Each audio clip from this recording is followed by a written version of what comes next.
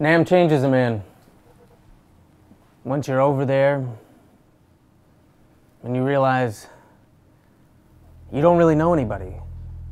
No one really knows you. Maybe you've got a little more leeway to kind of be yourself and sort of pursue things that interest you that you couldn't really talk about in high school, because then it was like, oh, who's the best lacrosse player? And you were like, oh, probably Paul.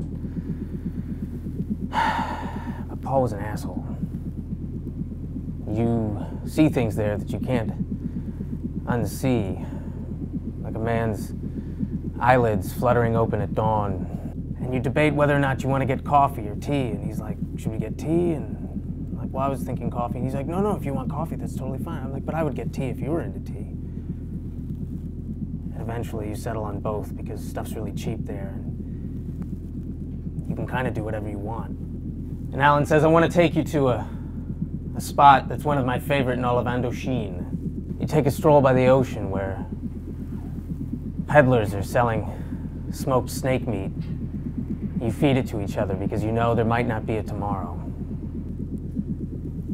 And the two of you go and try on funny hats, and you think maybe we could just have a house somewhere in the country and import Vietnamese hats and raise dogs and farm organically